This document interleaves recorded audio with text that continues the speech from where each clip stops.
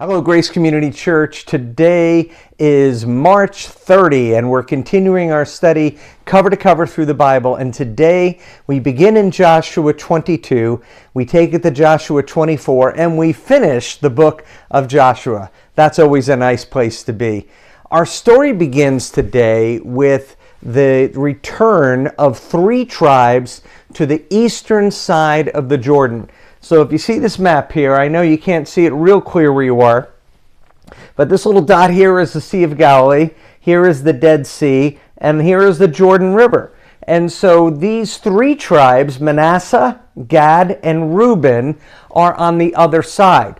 Now you might remember from the past that these tribes wanted to settle on that side. Moses was concerned, but he said, as long as you fight to acquire all the other land for the other tribes, you may have your inheritance on the eastern side of the Jordan.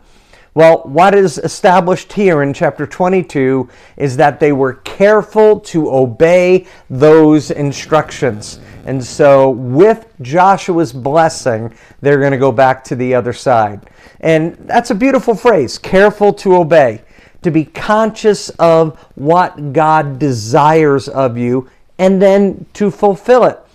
But now comes trouble. Just a few verses later, in verse 10, what happens is these tribes here decide to build an altar right over here on the edge of the Jordan River, and it's just a little bit north of the Dead Sea. Now, it's important to know where this is. The altar is being built on the western side by the tribes who have their inheritance on the eastern side. Now, here is the issue. Why is this such a big deal?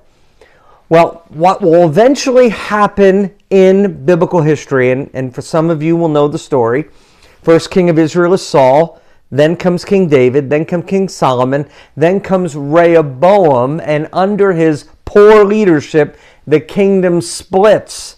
And at that point, people in the north are discouraged to go to Jerusalem for sacrifices and for the worship of Yahweh, with the end result being these 2 separate peoples are existing. And what's happening here is there is a fear of the tribes on the western side that these 3 tribes are establishing their own separate place of worship. And this is horrible, because now we will be in a place where we will be under God's judgment. All the people will be under God's judgment. And what's interesting is these emissaries that are called to go and find out what is happening, they recall the history of sin. Now this is interesting, and it's actually helpful for us, because we like to forget things that we've done wrong. But how many times have you, with your children or even grandchildren, said, don't make the same mistake I made? And so that is what is being encouraged here. Are we going to do this again? But here comes the answer. The answer is that no. We want to build this altar not for sacrifices, but to remind you that we are part of this nation, that we are all one nation. In other words, it was really a beautiful thing that they were seeking to do. Probably would have been worthwhile letting the others know in advance. Moving on, though, we now come to Joshua 23 and 24. And I would like to say this is kind of Joshua's last will and testament. And first of all, Joshua says his testimony, God has kept his promises. It's a beautiful thing. It's a beautiful thing for you to recall that to your children or grandchildren, to say, you know what? I want to let you know the times in my life God kept his promises. So Joshua is saying that very beautiful thing. And then, of course, he's challenging the people to serve wholeheartedly. That's a beautiful thing, that word, wholeheartedly. It means I'm not a tepid believer. I'm actually a genuine, full heart believer. I will follow the Lord wherever he leads. It's a very powerful thing. And I'm sure you can notice people in church or in other areas who call themselves Christians, but seem to be Christian in name only.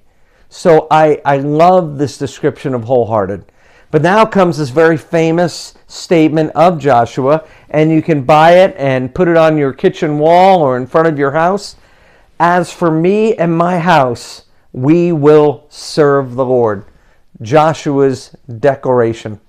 One final curious thing in this section is that when he challenges the people to adhere and remember the covenant of the Lord, he says, this stone here heard all your promises.